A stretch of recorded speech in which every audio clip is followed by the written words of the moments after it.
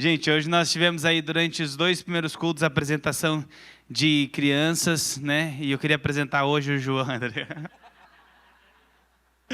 João é o líder do Ministério de Iflin, junto com a Natália. Aê, glória a Deus. Esse casal que tem cuidado, né, a gente acabou de voltar do acampamento, foi maravilhoso. E boa parte daquilo que nós temos vivido hoje é fruto daquilo que eles têm depositado no Senhor. Então, ficamos felizes de saber que os nossos jovens e nossos adolescentes estão sendo muito bem cuidados. E hoje Ele vai ministrar o nosso coração aqui, que você possa estender as mãos para cá. Senhor, nós abençoamos a vida do João. Obrigado, Senhor Jesus, por tudo que o Senhor já vem falando, ministrando em nossos corações ao longo desse dia.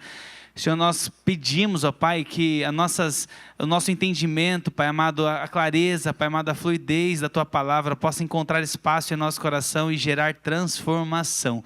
Em nome de Jesus. Amém. Amém. E aí, tudo bem com vocês? Aleluia, glória a Deus. Irmãos, então, hoje nós daremos continuidade à série que foi iniciada na semana passada, que tem como título Castelo de Areia. E o objetivo dessa série é que nós possamos reavaliar aquilo que há no nosso coração e o que nós temos construído dentro dos nossos relacionamentos, dentro de todos os aspectos da nossa vida. Com qual fundamento, com qual qualidade de conteúdo, com qual base você tem construído o seu lar, os seus relacionamentos, as suas amizades. Nós fazemos parte de uma geração que é a geração que mais tem acesso a conteúdos. Então nós temos desde acesso às mais variadas versões de Bíblia de forma online gratuita, nós temos acesso a estudos bíblicos na internet, nós temos acesso a pregações específicas, com temas específicos, e isso traz para nós uma realidade de entendimento, ou pelo menos a possibilidade de entendimento bem profundo a nível das Escrituras. Mas o que nós vemos é que também, mesmo sendo a geração que mais tem acesso, é talvez a geração que é mais superficial nesse relacionamento. Nós vamos ver o índice de casamentos falidos muito altos, nós vamos ver o índice de jovens que não têm identidade ou que sofrem com ansiedade, síndrome do pânico, questões que, muitas vezes, questões até fisiológicas, mas também questões que são exacerbadas pela falta de entendimento do que são, pela falta de entendimento do que tem que fazer, pela falta de identidade que tem do cumprir do nosso ID, daquilo que Deus nos propõe. E então nós somos uma geração que nós não erramos por falta de acesso, mas nós estamos errando por falta de fundamento. Nunca tivemos tantas informações, vozes, conselhos, os gurus da internet, os influenciadores, formas de acessar, mas nós estamos perdidos. Por quê? Porque são muitas vozes e às vezes você está guiando a sua forma de ser pelo feeling que você tem da sua vida do que deu certo, do que não deu certo, pela forma de você ouvir alguém falar e não com o fundamento que o nosso Deus estabeleceu para nós. E Jesus já havia diagnosticado essa forma de pensar, essa forma de, às vezes, até entender a palavra, mas sem uma fundamentação e sem estar com o coração impresso naquilo. Nós vamos ver isso, por exemplo, numa passagem que vai ser citada ao longo dessa série, que é a respeito daquela passagem onde os fariseus, eles questionam Jesus a respeito de uma mulher que teve vários dos maridos morreram, e quando ela morre, eles falam, no céu, ela vai ser casada com qual deles?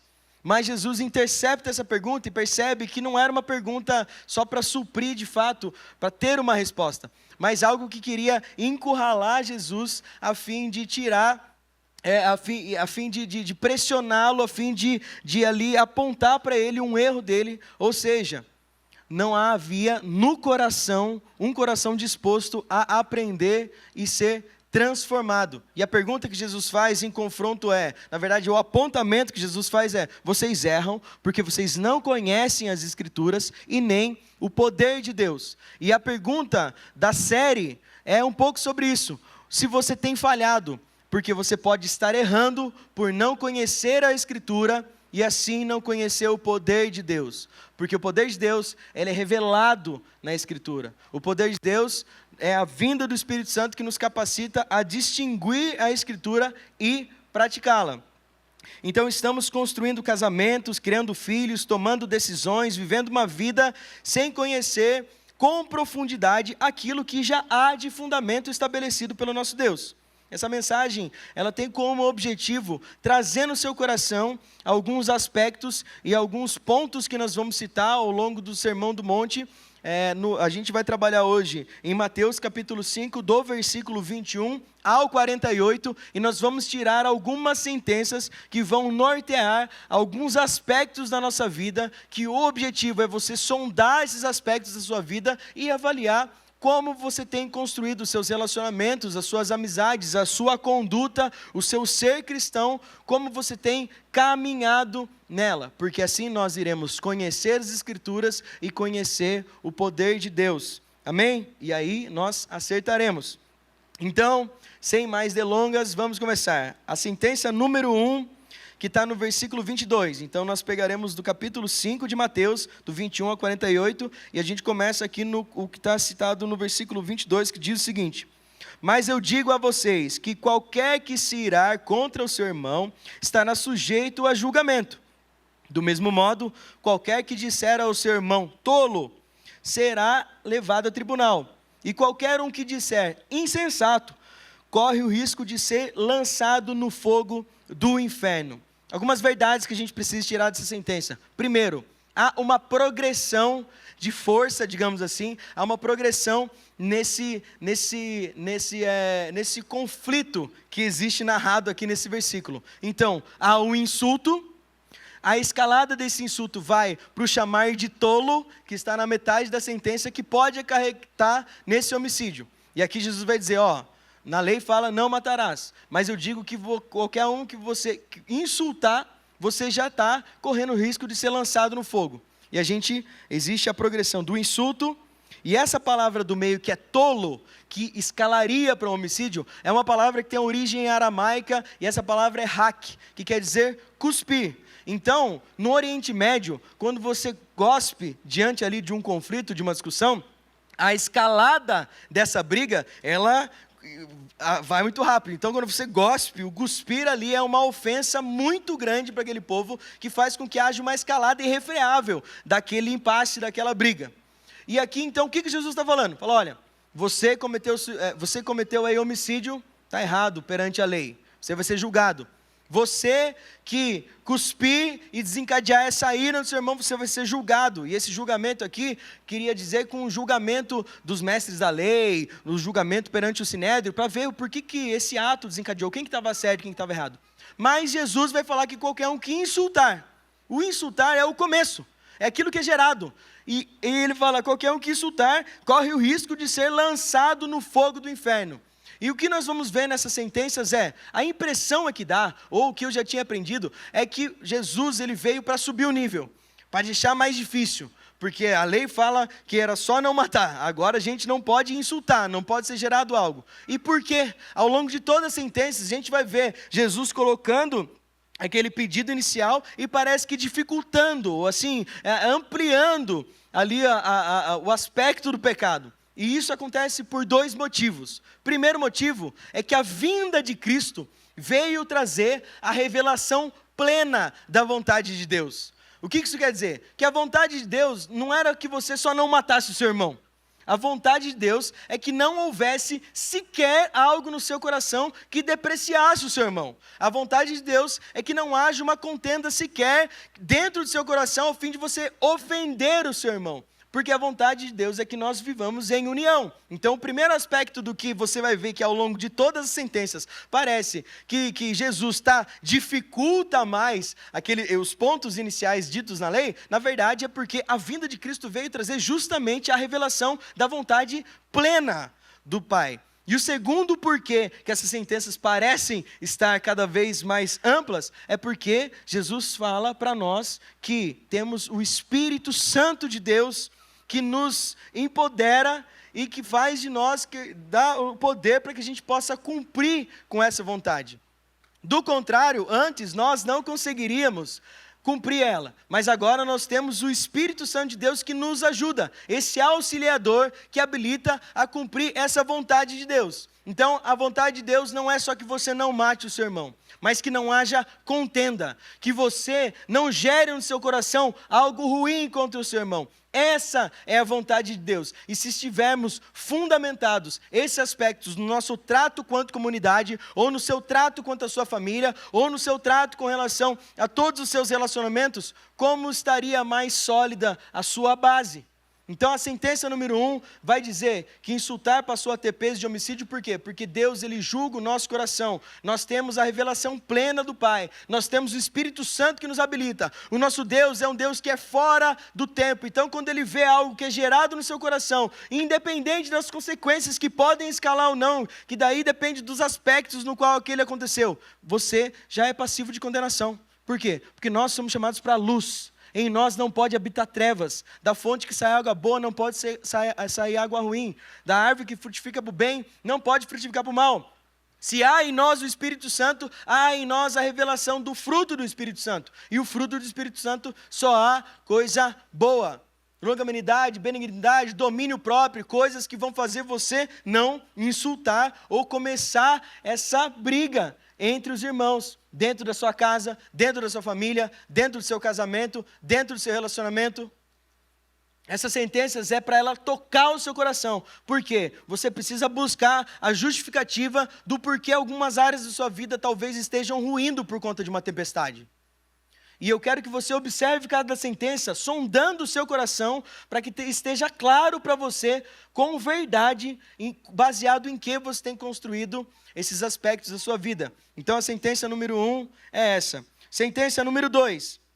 A falta de perdão é certeza de processos espirituais paralisados. Então isso nós vamos ler aqui no versículo 23 e 24.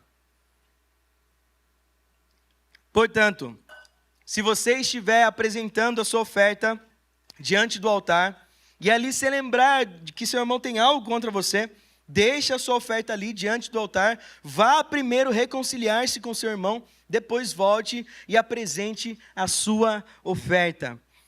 A falta de perdão é certeza de processos espirituais paralisados. O que isso quer dizer? Aqui, Jesus, ele está nos ensinando que nós devemos perdoar. Nós, quanto cristãos, nós somos o povo que perdoa. Porque a quantidade da clareza do perdão que você deve exercer é a quantidade da clareza do perdão que você recebeu. Então nós somos um povo que nós clamamos a alegria da esperança da glória desse Jesus que nos salvou do quê? Que nos salvou da ira de Deus que iria nos mandar para a condenação. Nos perdoou dos nossos pecados. Aquele que não perdoa não entendeu a revelação do perdão que recebe para si. Jesus vai mostrar isso, eu vou parafrasear essa passagem onde Jesus vai falar da parábola do credor incompassivo. Então, que está em Mateus 18, 23 ao 35. Então, existia um rei, e esse homem, ele devia muito dinheiro para esse rei. Esse rei chama esse homem e o perdoa dessa dívida. Esse homem fica muito feliz. Uma dívida impagável, uma dívida que ele não conseguiria pagar. E ele ia embora, indo feliz, de repente, ele cruza com um homem que também devia dinheiro para ele. Só que esse valor era muito pequeno, era muito baixo. Mas a Bíblia vai dizer, e de forma muito sucinta, tudo isso, que esse homem não perdoa essa dívida que é muito menor do que a dívida que ele devia. E aí ele faz esse homem pagar, o rei fica sabendo e chama de novo esse homem, e agora ele penaliza esse homem para que ele realmente pague aquela dívida que antes ele tinha perdoado, que era impagável. O que essa parábola nos mostra? Que a revelação que você tem do quanto você foi perdoado, mostra a sua capacidade de liberar perdão. Eu não sei se você tem entendimento, porque você pode estar questionando na sua cabeça. Cara, mas você não sabe o que ele fez. Você não sabe o que ela fez para mim. Você não sabe como eu fui maltratado, você não sabe como meu pai foi duro comigo. Você não sabe como meus filhos são ingratos. Você não sabe o quão eu tentei. Mas o que eu posso, o que eu sei? O que eu sei? Eu sei que você fez pior para esse Deus. Porque não é aquilo, a categoria ou a qualidade daquilo que você fez, mas é para quem você fez. Uma ilustração que eu sempre uso é, se você subir aqui e me der um tapa, algumas consequências serão geradas. Essas consequências, você pode tomar outro tapa, você pode tomar um empurrão e cair. A galera da atmosfera já sobe para me ajudar aqui. E talvez poucas outras consequências vão ser desencadeadas. Mas, se você der o mesmo tapa, com a mesma intensidade, no presidente dos Estados Unidos, você vai colher de outras consequências. Você vai colher de outras coisas. Mesmo tapa, mesma intensidade. O que muda é quem foi ofendido. Agora imagina você dar esse mesmo tapa, com essa mesma intensidade, num Deus eterno, santo, onipotente, que criou todas as coisas, que carrega esse mundo na palma das suas mãos. É esse o pecado, é para esse cara que você cometeu esse pecado. Por isso que o perdão que você recebeu, ele é infinito. Por isso que você tem que ter entendimento do que você foi perdoado. Você ofende a Deus com os seus pecados, você ofendeu Ele com os seus pecados, e você ofende cada vez que você cai. Um Deus santo, um Deus poderoso, um Deus que pode todas as coisas, um Deus eterno. Mas, pela esperança da vinda do Espírito Santo, pela graça de Jesus, nós fomos lavados, nós fomos remidos, e hoje o que justifica estarmos aqui é esse reconhecimento dessa graça, dessa alegria de sermos purificados e perdoados. Agora, se esse Deus, sendo quem Ele é, te perdoou, por que você acha melhor do que Ele em não perdoar aquele que tem te ofendido? Por que você acha isso? Por que você acha que essa pessoa não tem perdão? Eu sei que às vezes dói. Eu sei que às vezes são coisas que machucam o nosso coração. Mas, se você não entender que muito mais do que essa pessoa fez para você, você fez para Deus, você não consegue perdoar. Então essa sentença, ela parece até meio mística. Nossa, vai paralisar um processo espiritual. Mas não, na verdade ela é muito simples. Se você não consegue perdoar, você está num processo espiritual paralisado porque você não entendeu o perdão. E entender o perdão é entender a redenção. Entender a redenção é entender a vinda de Cristo. Entender a vinda de Cristo é o que nós precisamos fazer para ser salvos. Entendimento. Então o processo espiritual é paralisado não por algo místico, mas por algo lógico. Se você não entendeu o que você foi perdoado, o quanto você foi perdoado, tudo bem, você não vai conseguir perdoar mesmo. Então, agora, se você entende que você era mal, que você carecia da graça e que Jesus te perdoou, não existe justificativa que faça com que você não perdoe aquele que te ofendeu. Então essa é a sentença número 2. Hoje vai ser tranquilo. Sentença número 3, aprenda a fazer acordos, nem sempre vencer te trará uma vitória de fato. Versículo 25 e 26, não demore para entrar em acordo com o seu adversário, que pretende te levar ao tribunal. Faça isso enquanto ainda estiver com ele no caminho, caso contrário, ele poderá entregar você para o juiz, e o juiz entregá-lo ao guarda, e você poderá ser lançado na prisão. Em verdade te digo que você não sairá de lá enquanto não pagar até o último centavo. Então, aprenda a fazer acordos, nem sempre vencer te trará uma vitória de fato. Tem 2 exemplos que eu queria trazer de forma prática para vocês que aconteceu na minha vida. A primeira delas, para quem não sabe, eu sou dentista e eu tenho o meu empreendimento há quase 10 anos, e então a gente trabalha muito com contratos, com serviços, com entregas, com várias questões.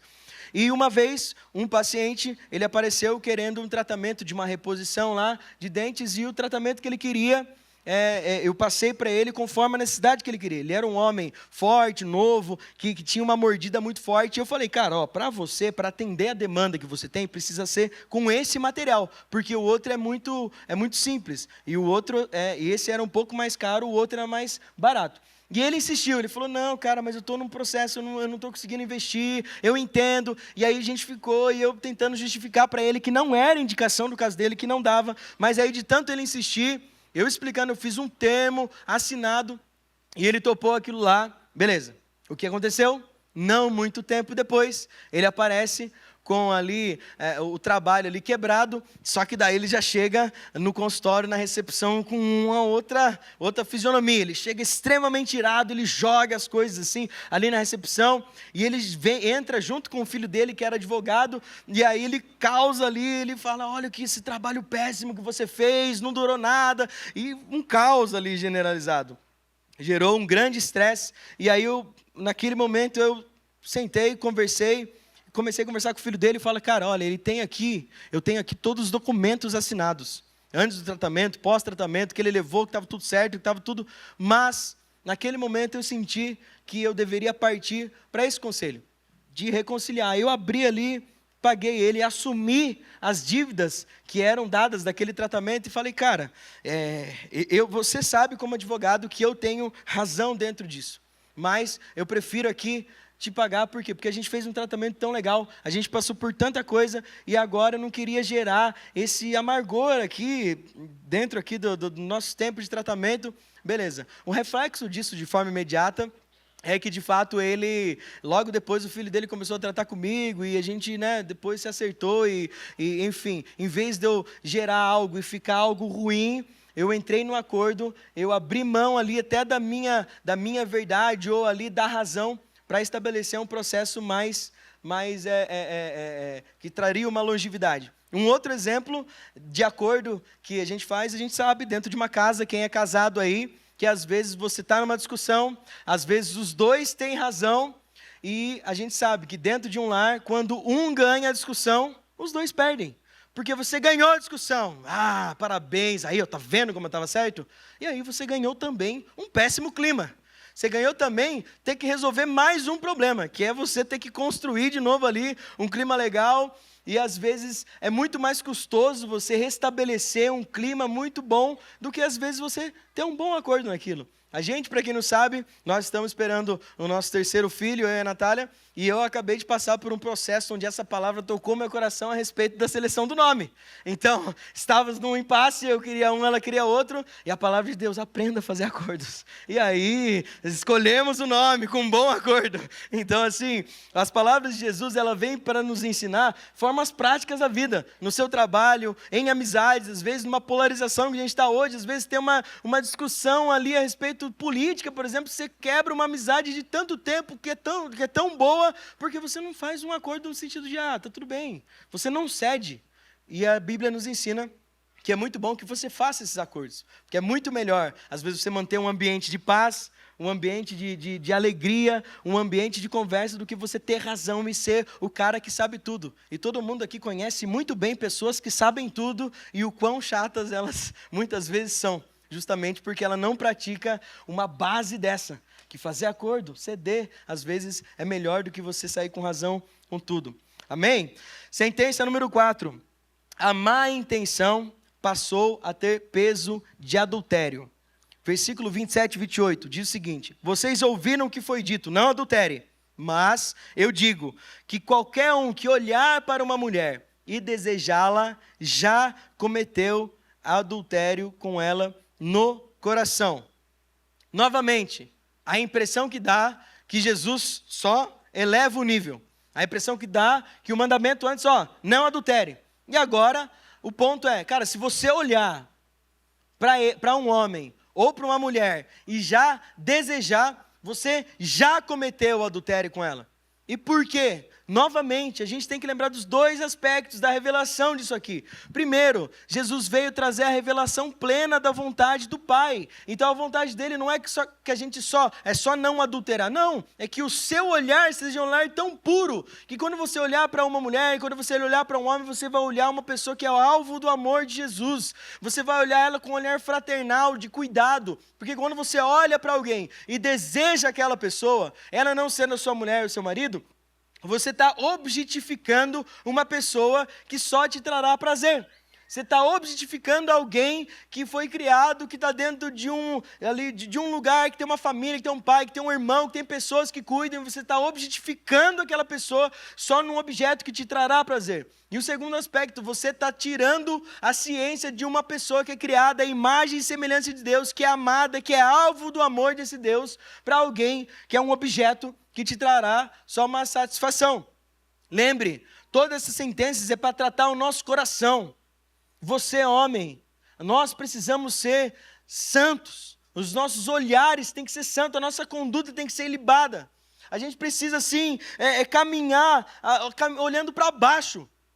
Por quê? Porque os teus olhos não podem fazer pecar. A gente vai entrar numa sentença sobre santidade, que Deus, Ele é um Deus santo, e Ele não mede força quando a conduta é santidade, porque Jesus, Ele já julga quando gera no coração, não é quando finaliza no adultério. Foi gerado no seu coração, já é passivo de condenação. Por quê? Porque essa é a vontade do Pai, que a gente possa andar em santidade, que a gente possa olhar para uma mulher e olhar assim com esse olhar fraternal. E se você não consegue, talvez porque você lida com um monte de problema, um vício em pornografia, vários vícios sexuais que você carrega, olha para baixo, mas evita e busca a santidade. Você pode, sua mente pode ser restaurada. A gente está diante de uma nação, de uma cultura hipersexualizada, onde a gente cresce com isso na nossa mente, mas nós somos portadores de um outro reino, e você tem que caminhar contra isso.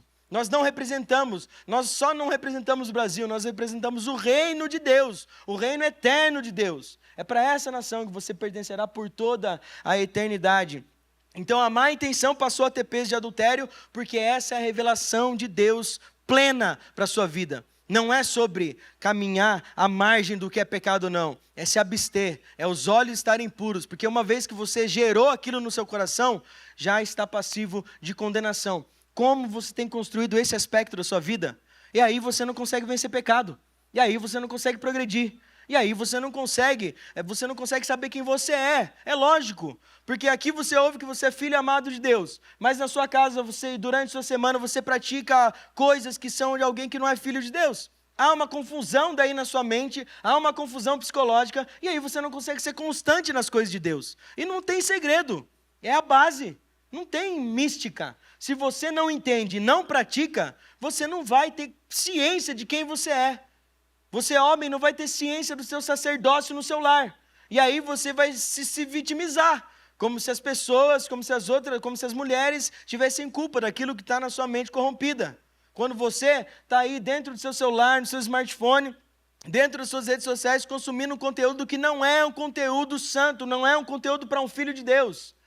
A gente precisa voltar para a palavra e solidificar na rocha.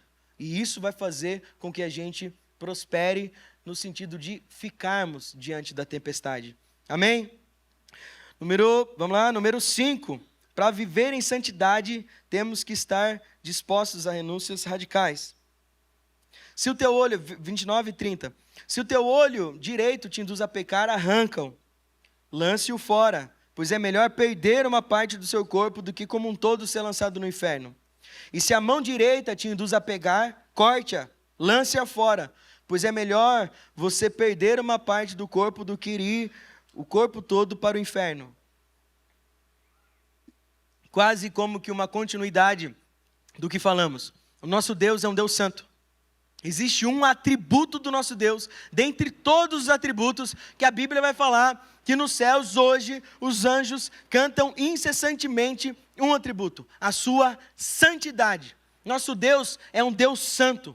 O nosso Deus, ele é a santidade. E nós, se você entende que você é salvo, se você entende que você aceitou Jesus, se você entende que é um filho adotado por Deus, se você entende que é perdoado por Ele, você tem esse DNA de santidade agora absorvido e agora isso faz parte de você. E agora você precisa caminhar em santidade. Nós, de novo, somos parte de uma geração que a gente flexionou tudo. Tudo pode. Tudo pode. Então, dentro de um namoro, não há limites. Dentro do namoro, pode fazer o que quiser, pode beijar da forma que for, pode encostar onde quiser. E aí, a linha do pecado, você fica ali, não, mas ó, eu ainda não pequei. A gente está acabando de ver que, cara, se no seu coração há má intenção diante de uma pessoa que não é a sua esposa, você já cometeu o que tinha que cometer. Então, o que a gente tem que buscar? Santidade.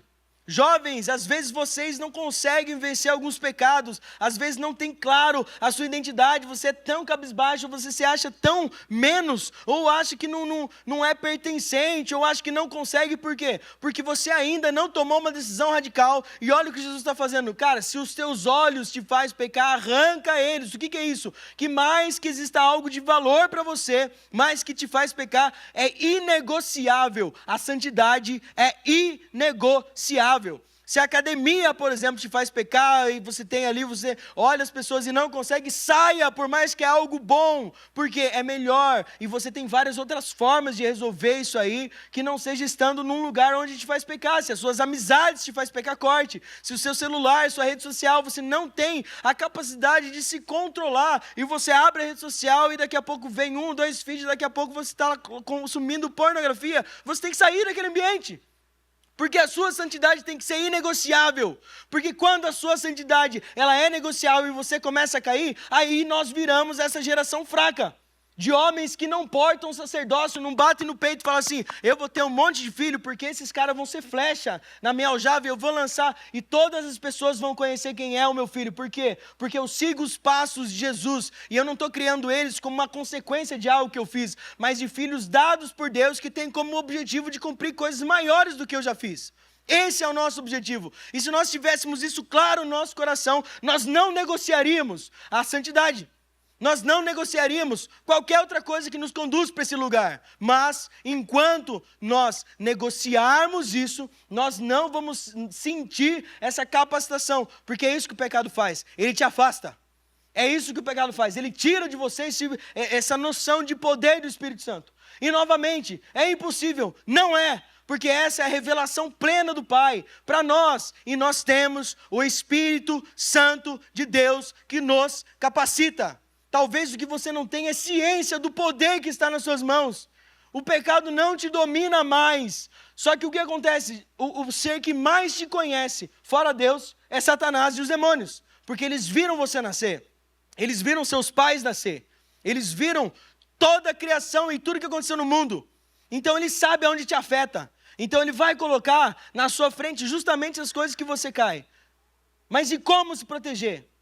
A gente tem falado muito sobre a armadura de Deus, se precavendo e praticando essas palavras. A santidade não pode ser flexibilizada.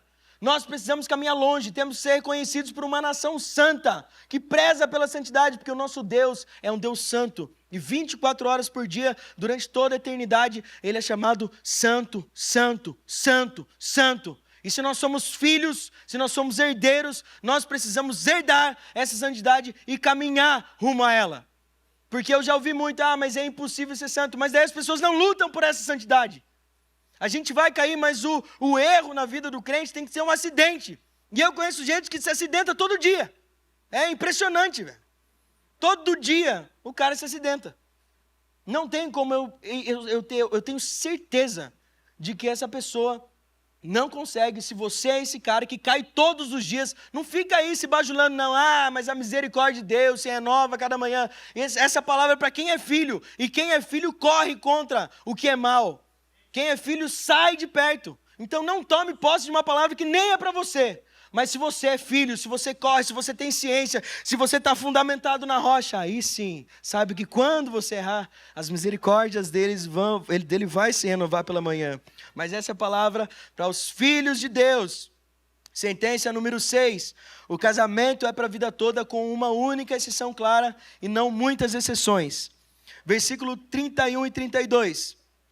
Dito também, aquele que se divorciar da sua mulher deverá dar-lhe a certidão de divórcio. No entanto, eu vos digo, todo aquele que se divorciar da sua mulher, exceto por imoralidade sexual, faz com que ela se torne também adúltera. E quem se casar com a divorciada, comete adultério.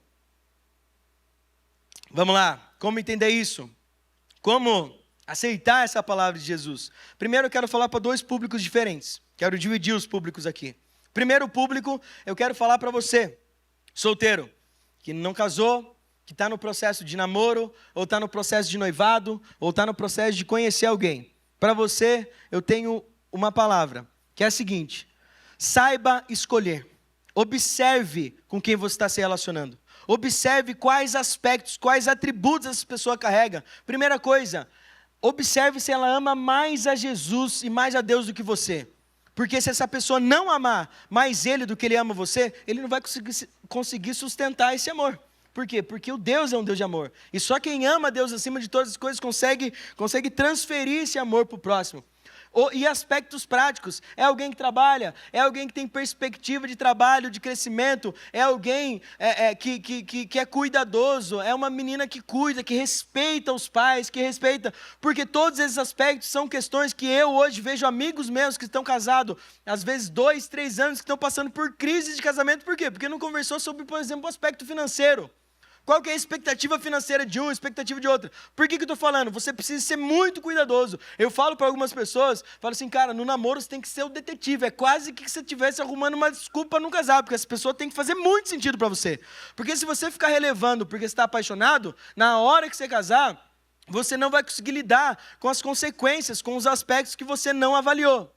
Então, avalie muito bem. Segundo ponto, para esse público, o nosso Deus, e agora geral também, o nosso Deus é um Deus de aliança. Nosso Deus é um Deus que ama a aliança. Nosso Deus que cumpre a aliança. Ele não descumpre nada. A gente vai ver, por exemplo, uma aliança que Josué faz com os gibeonitas. Era uma aliança que nem era para ser feita. Deus falou para não fazer aliança nenhuma com aquele povo. E aquele povo faz ali uma artimanha, engana Josué. E Josué faz uma aliança com ele diante de Deus. E aí Deus fala para Josué, você fez uma aliança errada e não me consultou. E aí Josué fala, então eu vou lá matar. Agora ele fala, não, você fez uma aliança, agora você vai cumprir. A gente vai ver que um Deus é um Deus que ama tanto a aliança, e Ele respeita, e Ele quer que a gente nunca quebre as nossas alianças, que a gente vai ver que essa, que não era para ser feita, mas acaba sendo feita, ele para até o sol, porque aquela batalha onde o sol para a batalha para o povo de Israel vencer, é justamente essa batalha para proteger esse povo que foi feita essa aliança. Mesmo uma aliança que não era boa, mesmo uma aliança que inicialmente Deus não queria que fizesse, mas a partir do momento que foi feita, tinha que ser cumprida. Deus, ele para até o cosmos para que uma aliança seja defendida. Isso é um fato, o nosso Deus é um Deus de aliança. Agora, para o segundo público, fala, João, mas eu não sabia, eu tomei decisões que não foram boas, eu tomei decisões que me levaram para algo ruim, colhi de consequências ruins, eu acabei sofrendo de algumas coisas e o meu casamento acabei errando, e agora eu já me casei, e agora quer dizer que eu sou adúltero, a pessoa também, e o que eu falo para você? Não.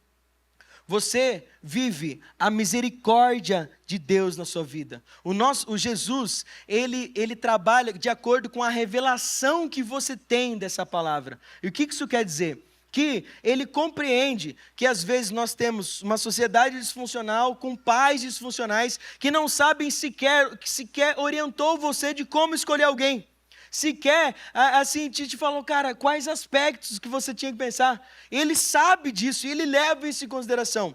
Mas, mesmo assim, saiba que essa pessoa, talvez, você que está no segundo, no terceiro casamento, você não vive a bênção de Deus, você vive a misericórdia nele, porque ele nunca queria que você quebrasse a primeira aliança, mas ele entende que ele age conosco de acordo com a revelação que nós temos. E agora, o que você faz? Seja o melhor para honrar essa nova aliança que você tem. Faça tudo o que você não fez na outra aliança que fez você perder ela. Agora você tem conhecimento e diante desse Deus, agora está te passando fundamentos que podem solidificar esse novo lar e fazer com que você prospere e viva dessa graça, dessa misericórdia de Deus. Então, saiba que Deus é misericordioso, mas que você tem uma responsabilidade, que uma nova aliança feita faz com que você cumpra novamente com todos esses aspectos, solidificando cada aspecto desse, cada sentença dessa na rocha. São 30 sentenças ao longo de todo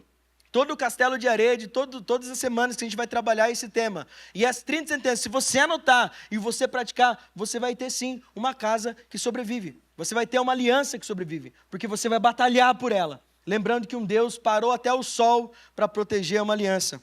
Amém? Sentença número 7. A palavra do cristão precisa ser sim, sim e não, não. Não havendo necessidade de juramento para dar garantia. Eu vou ler o versículo 37. Quando disserem sim, que seja realmente sim. E quando disserem não, que seja não. o que passar disso vem do maligno. O ser cristão, nós falarmos que somos cristãos, deveria ser a maior carteirada que a gente poderia ter a respeito da nossa conduta. Nós deveríamos ser um povo que a gente poderia chegar ali na Honda e aí escolher um carro, falar, poxa, eu quero escolher aquele lá. E aí você conversa com o dono, conversa com o gerente, negocia, e aí o gerente fala assim, e aí, como que a gente vai fazer? Eu vou fazer um contrato pra gente assinar e finalizar esse negócio. Aí você falaria assim, não precisa, eu sou cristão. E aí o gerente responderia, poxa vida, você é cristão. Não, então pode levar a chave, depois você transfere lá, porque eu sei que você jamais falharia com a sua palavra, diante desse Deus que você segue. A nossa palavra deveria ser sim e não. Eu, de novo, um exemplo do meu trabalho. E tem muitos aqui, muitos empresários, pessoas que trabalham em comércio e infelizmente talvez você perceba que esse dado é real. Mas dentro da minha ali, experiência, eu vou te falar que 95%, para não falar 100%, porque eu fiquei muito assim para não falar 100%, porque eu poderia estar esquecendo alguém. Mas eu vou te falar que 95% das pessoas que eu tive dificuldade no trato e no pagamento, no trato, o que é? Pessoas que faltavam, pessoas que não davam justificativa, pessoas que sumiam, que não compareciam à consulta, e pessoas que não me pagaram, pessoas que falavam, pô, irmão, eu estou numa dificuldade, eu posso pagar a semana que vem? E eu, claro, com certeza, porque a gente compreende. 95% dessas pessoas eram crentes. Eram pessoas que falavam sobre Jesus, eram pessoas que portavam ali o jeito de falar, os jargões, o glória a Deus, o aleluia, e aí você conversava com a pessoa, era um crente, e esse cara não teve a palavra. 95% das pessoas que eu passei essas dificuldades eram crentes, falavam que ali caminhavam com Cristo, falavam que conheciam desse amor, e isso é uma realidade muito grande. A nossa palavra como pais, ela flexiona. A nossa palavra como marido, a gente falha. A nossa palavra como esposa, a gente falha. Então nós precisamos ser uma geração, nós precisamos ser um povo de Deus que o sim é sim. Quer ver uma forma que você não cumpre nem às vezes com a nossa própria palavra? Nós temos aqui um culto, 3 cultos que é feitos por semana. E esses cultos são em 3 horários diferentes. Às 9, às 17 horas e às 19. Todas as semanas. Começa exatamente no mesmo horário. E todas as semanas, grande parte da igreja, na hora que começa a primeira música, nem está aqui. Se você não tem compromisso nem com a sua palavra, que isso aqui é um combinado nosso, vamos chegar no mesmo horário para a gente cultuar o nosso Deus. Se você não tem intencionalidade, não tem compromisso nem com a sua palavra, porque não é possível que toda semana, todos os compromissos, em todos os lugares, aconteçam intercorrências que não façam chegar no horário. E aí você não tem compromisso nem com a sua palavra, quanto mais com a palavra do próximo. Então olha como nós estamos imersos nisso, e aí nós não sabemos às vezes por que as coisas não dão certo.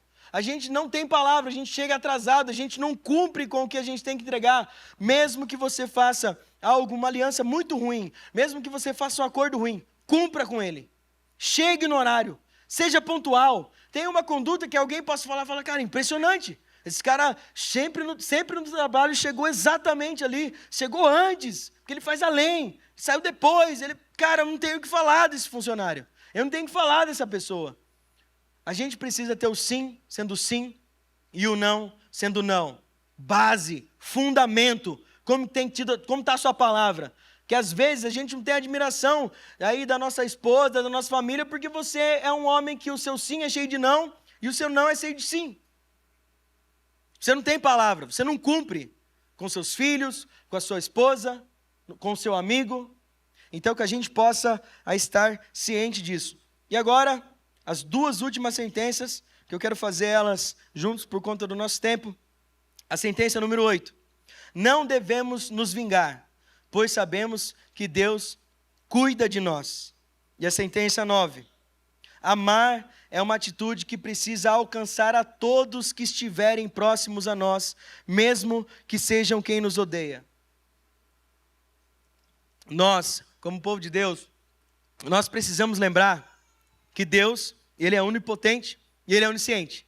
Se algo de ruim alguém faz contra você, você tem que ter clareza que houve uma permissão de Deus. Por quê? Porque Ele quer trabalhar algo no seu coração. Em Deus há intencionalidade em tudo. A gente tem que ter ciência, aquela palavra que às vezes a gente usa errado, que fala todas as coisas cooperam para o bem daqueles que amam a Deus e caminham segundo o seu propósito. Às vezes a gente tem um entendimento que é, bom, dito isso, todas as coisas boas vão cooperar. Tudo que é bom vai acontecer para aquele que serve a Deus. E a palavra não é essa, é todas as coisas cooperam. O que é tudo? É tudo. Então o que é ruim coopera para o bem, para você que ama e caminha no seu propósito. De novo, nós seguimos a um Jesus que diante de uma traição, diante de um homem que o traiu, ele chama de amigo. Quando Judas dá um beijo a Jesus e ele é traído, Jesus chega para Judas e fala, amigo, faz o que você tem que fazer. Por quê? Porque o entendimento de Cristo de que mesmo a traição iria conduzir para aquilo que ele tinha que fazer na vida dele, que era a cruz, que era o que ele precisava, o propósito de vida de Cristo, de morrer na cruz. E um homem que às vezes ia desviar ele, que daí Pedro falou, não Jesus, você não pode morrer. Ele fala, arreda Satanás. Por quê? Porque Jesus entendia que tudo cooperava para o bem, para o propósito que ele ia cumprir. Irmão, o seu propósito não é fechar o melhor negócio. O seu propósito não é ter a melhor casa. O seu propósito não é ter das coisas boas que essa vida oferece. O teu propósito é falar sobre o amor de Cristo. Você tem um recorte em toda a eternidade de talvez 80, 100 anos para testificar do amor desse Jesus. E esse é o seu propósito. Então, se às vezes alguém te fere, a oportunidade que você tem de devolver amor e a pessoa fala, ué, mas era para ela devolver algo ruim, você devolve algo bom e você planta na mente daquela pessoa, essa pessoa é diferente. Você tem 80, 100 anos talvez, ciclos desde que a gente vive e está vendo passar tão rápido, para falar sobre esse Cristo, para testificar esse amor que te fundamentou, para colocar essa palavra à prova, de fazer isso na sua casa, e a sua casa persistir, e as pessoas vão ver, não o quanto você vem na igreja, mas falar, cara, a pessoa está passando um perrengue e não cai. Aquela família está passando um negócio que não dá nem para imaginar. E a família não desmorona. O que esses caras têm? O que essas pessoas têm? Vou te contar uma coisa. O meu avô, ele sofreu de um AVC e está no hospital lá, entubado, numa situação extremamente crítica. E a gente estava, como família, a gente estava com um receio de como a minha avó iria ver ele lá. E ia ser talvez um processo, né? E ela foi ver, e tem uma tia que ela ainda não é cristã, a gente ora para que ela se converta, mas a gente já conversou várias vezes, mas ela não é, e de repente a minha avó foi, e a resposta da minha avó foi incrível, que minha avó, ela olhou, e aí ela respondeu aquilo que era para ser tão dolorido, era para ter choro, era para ter dor, mas ela sabia, e ela falou que muito em breve nós estaremos com o nosso pai, bradando, e isso gerou nessa tia, algo que falou assim, nossa, eu fiquei surpresa, porque o que é lindo ver no meu pai e na minha mãe, aí falando do meu avô, que são os pais dela, é essa fé viva que eles têm, essa certeza que eles têm. E é isso que vai manter a sua casa. E você manter a sua casa na tempestade serve de testificação para quem é de fora, de que você é um filho de Deus. Quando o pastor Celinho aqui falou a respeito que a natureza aguarda a representação dos filhos de Deus, é esses filhos de Deus. E ela não aguarda você vindo na igreja, ela aguarda você mesmo no meio de uma tempestade, prevalecendo. Isso é contra o sistema. O marido que era para você largar, você mantém. A família que era para desabar, você mantém. E tudo que era para você fazer, você mantém. Isso é contra o sistema, contra intuitivo. Mas por quê? Porque o reino de Deus é assim, ele é amor, e nós precisamos ter isso claro no nosso coração. E é assim que a gente vai alcançar essa cidade, é assim que a gente vai se provar sendo luz, é assim que os filhos de Deus vão se apresentar. Então a gente precisa, irmãos, acima dessas coisas, amar todas as pessoas, porque através do amor, essas 9 sentenças, elas vão ser concluídas de forma muito fácil. Então, só recapitulando para finalização, sentença 1, insultar passou a ter peso de homicídio. Então, irmão, que o seu coração possa ser puro, limpo no trato com seu irmão, com seu pai, mesmo naquele que te ofendeu, que você não gere algo de ruim no seu coração. A falta de perdão é falta de processos espirituais. Então que você possa perdoar com a análise daquele perdão que você recebeu. Aprenda a fazer bons acordos, aprenda a ter dentro do seu lar aquele clima gostoso, agradável, ter boas amizades. Aprenda a fazer acordos, às vezes compensa muito mais. a má intenção, cuida dos seus olhos, cuida da sua santidade, cuida do que as suas mãos tocam, que os seus olhos veem. É melhor você parar um relacionamento e andar em santidade, é melhor você quebrar ali às vezes uma rede social, não usar, sair daquela rede social e viver em santidade. Às vezes é você se afastar das suas amizades para viver em santidade. Mantenha alianças. Deus é um Deus de aliança. A palavra do crente tem que ser sim, tem que ser não. Não devemos nos vingar e devemos amar. São 9 sentenças que existe algo muito bom e algo muito ruim. O que é muito ruim, primeiro, é que se você não pratica essas 9 sentenças, se isso aqui é novidade, se isso aqui você não tem praticado de forma plena, provavelmente virá uma tempestade. Se ela já não está acontecendo, ela virá e a coisa vai desabar, porque a sua base não está construída na rocha. Mas existe algo bom, que se você constrói, lê, aprende, entende e exercita isso, e quebra o seu eu, quebra o seu ego, perdoa, trata bem as pessoas, não revida, não se vinga, mantém aliança, cuida da sua casa, procura na palavra de Deus, há algo de Deus para nós, que a sua casa vai se manter. O que você tem construído vai, mesmo diante da tempestade, prevalecer, porque agora a base não está na areia, está na rocha, e essa rocha é imutável, inabalável, e ela nos capacita. Essa é a revelação plena de Deus para nós, e nós somos comissionados pelo Espírito Santo de Deus, que ressuscitou Jesus dos mortos. Ele te capacita para cumprir cada uma dessas bases, para que no dia mau você prevaleça, a sua fé prevaleça, o seu filho prevaleça diante das amizades ruins, diante da faculdade, a sua casa prevaleça diante de um acontecimento ruim, quando a doença vier, quando a dificuldade financeira vier. Tudo isso vai se manter se você estiver praticando, porque nós seremos o povo que vamos acertar, porque conhecemos as Escrituras e conhecemos o poder de Deus. Pode se colocar em pé, vamos ter um tempo de oração. Pai, eu quero que você agora feche os seus olhos e reflita a respeito dessa palavra. Eu quero que você reflita a respeito de quais aspectos você não tem praticado de forma intencional. Eu quero que você pense em cada um desses 9 pontos, o que chamou mais atenção, o que doeu mais o coração, o que você sentiu mais falta de clareza naquilo que você está fazendo.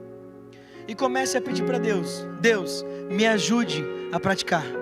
Espírito Santo, me ajude a transformar o meu coração, porque talvez perdoar não é tão fácil assim, porque talvez não me irar não é tão fácil assim, porque talvez não insultar na minha casa, com meu marido, com os meus filhos, não insultar talvez não é algo que eu tenho praticado. Mas comece a orar em arrependimento, reavalie os trajetos, reavalie o que você tem construído, porque há uma esperança, há uma providência de Deus, há uma fé que vai falar que se você fizer isso, diante da tempestade você vai prevalecer. Nós cantaremos uma canção, e nela eu queria que você observasse a letra e cantasse com genuinidade, de coração. Mantenha-se em espírito de oração, pedindo para Deus transformação. A tua palavra esconde, guardada no meu coração,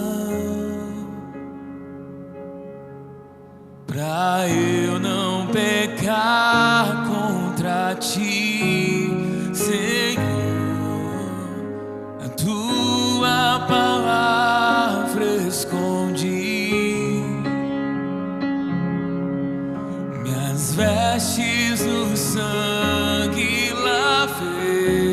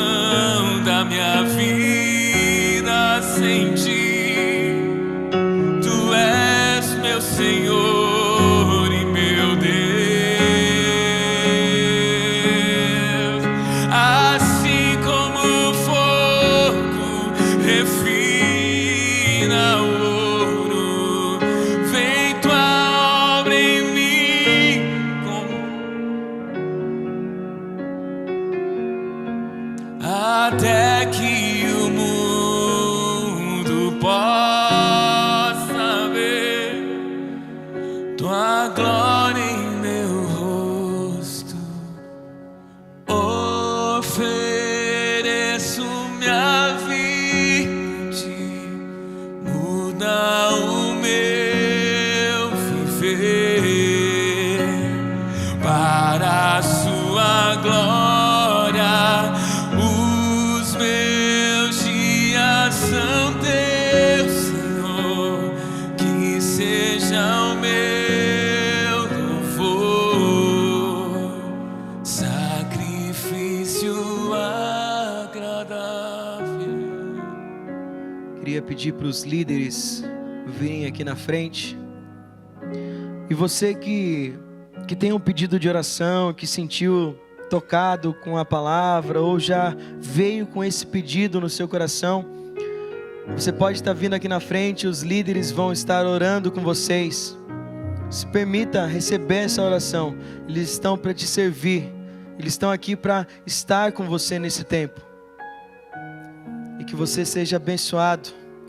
Pai, muito obrigado por essa palavra, Pai. Obrigado porque a Tua palavra, ela nos ilumina, ela trabalha o nosso coração. Obrigado, Pai, porque a Tua palavra nos esclarece, Pai, a respeito do que nós temos que fazer. A Tua palavra é doce, ela é o Teu poder revelado, Pai. Obrigado por essa oportunidade de ouvirmos e sermos lapidados por ela. Que o nosso coração venha a ser uma terra fértil, Pai. Que essa semente que foi lançada possa germinar, se desenvolver e florescer, trazendo frutos. Frutos que as pessoas ao nosso redor vão observar e vão provar, Pai. Muito obrigado. E que o amor de Deus o Pai, a graça de Jesus e a consolação, a capacitação do Espírito Santo de Deus esteja conosco e para todos sempre. Amém. Deus abençoe e tenha uma excelente semana. Glória a Deus. Deus abençoe a todos.